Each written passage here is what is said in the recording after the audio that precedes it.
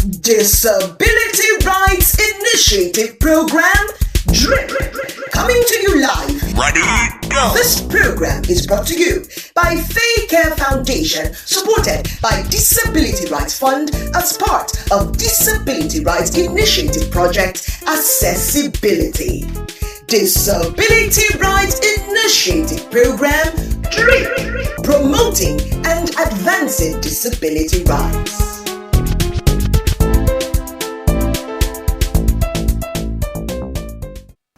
Hello, good morning, and welcome to this beautiful program on Don't Train. My name is Gugu Eyala, and I have here some very beautiful people. I have here FAECARE Foundation, and we're going to talk about Disability Rights Initiative Project. Now, what is Disability Rights Initiative Project? It is a monthly TV discussion program brought to you by FAECARE Foundation and supported by Disability Rights Fund as part of Disability Rights Initiative. The project aims to promote and advance disability rights. Our focus for this morning, actually, is accessibility. I have here with me Frecky. Good morning and welcome. Thank you. And I have the great John himself. Good morning. I like him. He's very dark like me. The moment you see him, he's African. You can't deny that's heritage. So, Frecky, let's start from you. What is that? What in this sense? What is accessibility? What are we looking at when we say accessibility? Thank you very much. So, Mr. Google just denied me. I am from Nigeria. Out there. So, like he said, we're focusing on accessibility for this round of Disability Rights Initiative Project. And to define accessibility, when you consider the concept of accessibility, it's an English word. And it's just the ability to access, the ability to enter, the ability to utilize. But when it comes to persons with disabilities, we are saying that it is when physical and mental conditions are made possible for a person with disability, or a person who identifies as a person with disability, to be able to access or enter and utilize the space. So from the time of approach, entry, use and exit of any space, whether it is physical, whether it is digital, whether it is in information or communication. So it speaks to the ability to be able to utilize what is available. Why? Because we're speaking about the issues around equal and full access as everybody else in participating in every space. Thank you. Okay, everybody else participating in every space. So design should be made in a way that everybody has equal access. Yes, equal and full access to be able to be effective in that space. Okay, so do you have challenges sometimes accessing places? Yes. Can you share one or two experiences? Okay, like in area where the structures are too high, no ramp for someone on wheelchair to have a free flow access in and outside the environment or the structure. So it becomes so difficult for us to get that. So it's a very big challenge in that aspect. So Freddie, what are you doing about that? So as you can see, it's not a concept of what we are doing. What we are doing is raising awareness, because the inclination is that when issues of disability come up, there is a separation, especially when people do not feel that they have any person with disability. However, the conversation is that if you are providing a public service to the populace, if you're providing a product to the populace, you must be inclusive in your approach to providing that service, that product or space. So for example, John talked about issues of physical accessibility, the barriers that a person would face if they are to be able to access a building. Nobody should be robbed of their dignity because they want to enter your establishment, where a person would stroll in easily.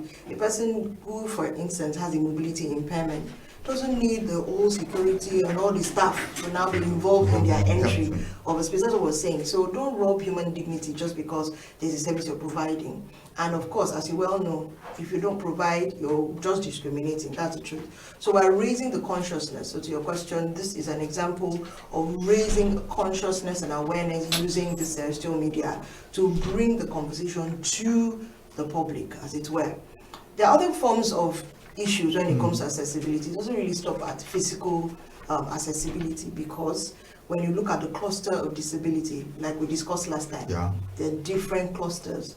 So for example, information and communication accessibility, as we are here, a person who is hearing impaired cannot understand the spoken word because the sense that would receive that communication is, a bit low. So the options are sign language interpretation, the options are closed captioning, subtitles on the screen. So let me give an instance. When we want to produce visual aid and hearing aid, if you're hearing impaired now, there's no way to, if you do this now, you'll be gone. You'll not be seeing our beautiful faces, you'll be gone. So for us, what we do is that we still work on this, and you'll see the closed captions, as it were. The last one I'll talk about is the digital space. We're in the digital world, so we can't run away from it. But it's beautiful that in the digital space is understanding of inclusion, because you see the option to activate closed captioning. You see the option to activate different features that will allow for you to access what is being provided. Yes. You watch movies and then they have the subtitling and all that. That's an accessibility just allow it feature. for people to enjoy what is going on. Okay, that's quite nice. My second question is that there are many types of, we just told about the many types of accessibilities. So what are some barriers to accessibility in our community that persons with disabilities face? Okay, so the first one, which we've hinted on, environmental barriers. And when you talk about the environment, we like to focus on the man-built environment, because there's a natural environment, there's one that is built by man. And so we try to advocate that in you touching the natural space and building something, that you should think inclusion when you are presenting that, especially when you're offering a public So it starts from the design stage. Yeah, so that's one concept which we'll come to hopefully in a bit, and I'll explain. It's part of the key concepts. The second type of barrier that persons with disabilities face is the issue of institutional barriers. So this comes when policies are formed and then they're not inclusive. I'll give an instance. So for instance, they say if you open a bank account, you must do thumb print. And some people do not realize that there are people that do not have hands to thumb print. So you now make it a policy, and then the person who is a double amputee cannot have a bank account. Yes, because you made a policy. Yes. So it's an institutional barrier. Yes. So you have to think of ways to accommodate, and you think through. That is why there are think tank groups walking. You don't just sit down and So if a person walks into a space and the person cannot provide those features that you have placed as policy as to how you can open a bank account, there should be an alternative to allow the person to be able to, because that person's right to keep their money in a financial institution. Let me give another example. When you do a policy in an organization, so example in the aviation space, an airline will just wake up, and these are real instances, so I'm not just drumming about, and they say because you're a person with disability, you cannot travel alone. Oh yeah? Yes. And you're like, why? And the person's concept of disability is the medical model of disability, that every person with disability has a medical issue. So the person should do medical travel, but that's not true. You and I know that's not true. So a policy like that will inhibit a person from access to transport, air transport, because they said it's a policy. I've challenged that policy in so many spaces, and I'm glad that the aviation industry is beginning to open up understanding that a person with disability can travel anywhere on a business trip, can go and do anything. I must not be stuck in this state because I am a person with disability. So who's going to pay for the person that's going to accompany you? Is you.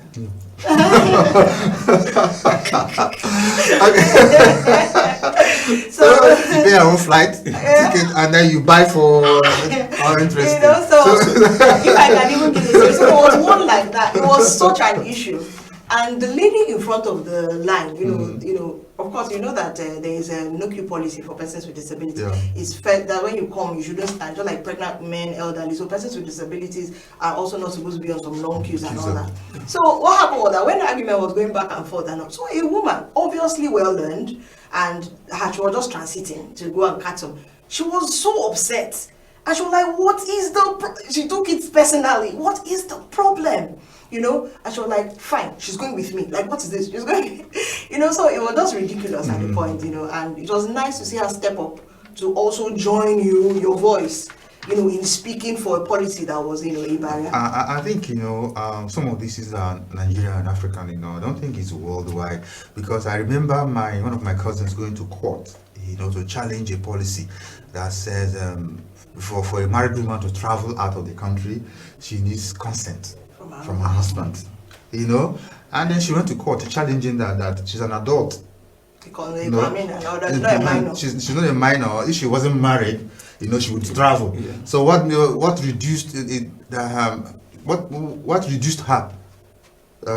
Marriage, does marriage reduce a woman? Yes. Her mental and all that, and I think she won that matter in court. Yes, so that's why we encourage persons with disabilities that because there are some laws to protect the rights, that when things like this happen, you can actually go study, engage a human rights lawyer and exercise your rights. I did that in the airspace where we're challenged. They stopped me from, that one was not in Nigeria, but it was also in an African country. And interestingly, it was so big. But things changed after that. Directives were changed. The Ministry of Transport and that company was involved. Everybody was involved because all of a sudden they realized that they had something that wasn't working or wasn't 21st century policy, forward. And I'm glad that happened. So these are the things that we do when we raise awareness and advocacy. And I know that we've dwelt on it, but let me mention, because to be fair, communication barrier, like I said before. Everybody needs information, and I'd like to use the instance of COVID-19 as a case where misinformation is a danger to everyone. Because whether you were a person with disability or not, COVID had no interest in that. And having the right information on prevention and what to do if you feel the symptoms was important. And for a while, the persons with hearing impairment were disenfranchised because then the reporting, those national dailies, didn't capture how they could get the information. And so a lot of high-level advocacy had to be done so that anytime they did those reports, there was a sign language interpreter. Because it was flying. Okay, yes, you want to say something? So, and another one is these attitudinal barriers, where they see persons with disability as someone who cannot perform. They discriminate even when you want to associate with others or have access to some certain things. They see you, how do you manage? You cannot do this, like all this cannot do attitude. No. He's someone he can't. They push you aside. Whereas you have what it takes and you have some things to give to the society. But because they have the notion already that he's a person with disability, how do he communicate, how do he cope, how do you do that? So they devalue you and see you as a kind of person who cannot perform. I understand discrimination. They think you're not capable. Yeah. But I think sometimes this comes from people who are not well exposed. Yes, because we have. I wish I could help Mr. Gugu. It's not education. It's not education. What I mean by exposed, Okay, if Stevie Wonder, for example, his eyes does not affect his voice. He's a singer, you understand? So he's a very good singer. So somebody, we all have one type of illness or the other. If I don't tell you, you will know. The difference between maybe me and somebody with a disability is their own shoes. Okay, there are people that have, for example, BP. That's a disability because there are certain things you cannot do. Okay, there are people that have sugar level, sugar problem. Let me read it back in. The truth of the matter is that it is important for people to consciously check their biases. Yes. Because you can be misinformed not because you are intentional about discriminating against the person. It's just what you have heard from when you were young and you didn't question it. Yes. So for instance, in the aviation, I gave an example. A person feels that because a person has a disability, that person is perpetually ill. That's a misconception that will inform your attitude to that person. So we're saying that it's important to check biases. Just assess what do you know about. I've seen somebody who felt that disability was contagious. If we tell you plenty things, there are many things. Disability was contagious. Yes, so that person must be coming from Ofaka, from the shrine, And they tend to withdraw themselves. You know how Africans think and be. We can't excuse it. I don't care if you're African Basically, even though we claim to have left our traditional religion, but deep inside it's still in us, because we believe that certain things are as a result of curses from the gods and all those kind of things. So people who have the kind of situation, are people that if you get close to them or if you embrace them, you are likely to suffer the same. It's an Africa, somehow. So whether it's African, let's understand that you cannot create a person, so you have no right to adjudge that person's level of ability, whether it is presents as or doesn't present as See the person first. We're not saying that will help. This attitudinal barrier is one of the biggest barriers, because do you know that even if a building is as open as anything, if there is an attitudinal barrier or a bias against a person with disability, no matter how the person wants to enter easily, access that place, because you have that barrier. And it's the same thing with workplace. You will not allow the person to be productive. So to our audiences out there, just check your biases, especially when it comes to persons with disabilities. And if there's any negative one, just begin to work on it consciously. Thank you. So when you meet with somebody like that, that has bias, what do you do? Or how do you handle it? I try to speak up to let the person know that, look, this you are doing is injustice. You can't just prejudge me when you have not put me to test. So at times I will speak up, I tell you I can do this, give me a trial. Stop this, is very wrong. So I try to speak up. I don't ask you to, I just flow the conversation, and then you understand that it wasn't as you thought. And we've had people apologize later, after meetings. When you finish delivering, you consult on something, and someone like, no, I don't. And then you finish, and the person comes by themselves. You didn't know the conversation the person had with their mind to apologize for a certain bias. So what we do is we raise awareness. We're not confighting, because you can only act based on the knowledge you have. So we try to increase that knowledge, we break the barriers, but at the same time, we ensure that we deliver on what we want to deliver on, and we don't use disability as a crutch. Yeah, I understand. Congratulations. You guys are strong, I like people like you. It takes looking at the society that we are, sometimes I wonder how God just put us together here. So what's your parting words, to our viewer out there? Mixed audience. So the first person I'll speak to is government for the people and by the people. River State needs to grow to become that inclusive state that we know it can be, and can start with a state disability law, a state disability commission. So everybody in society out there, whether you know a person with disability or not, we exist, we are living, and we're fought with. And finally, to persons make me blush on air. And finally, to persons with disabilities, do not allow any personal barriers to stop you from doing all that you can do. As long as you're alive, you are valuable, and you bring a lot to the society and community. Thank you. So what's your own parting word? Okay, my own parting word to the viewers all over the world is that when it comes to the issue of disability, they should not be discriminating. They should see us as human beings. They should also treat us with empathy and not sympathy. In the sense that sympathy, you're kind of, look at the way the person, But when you put yourself in that person's position, you'll be able to treat the person better, because you wouldn't want to be treated the other way around. So the way you want people to treat you, treat it to others, especially persons with disability. All right, so that's for us. We can go, but before we would like to shake John without the divine. And his name is John. He's a good guy. If they don't shake me, this program will not end. And I also want to shake Frankie, live there. So once again, thanks for being there. You've heard us. Please, show some love all the time, because if we have love for each other, we'll be having this conversation. Disability Rights Initiative Program, Dripa, coming to you live. Ready, go! This program is brought to you by FAECARE Foundation, supported by Disability Rights Fund as part of Disability Rights Initiative Project Accessibility. Disability Rights Initiative Program, Dripa, promoting and advancing disability rights.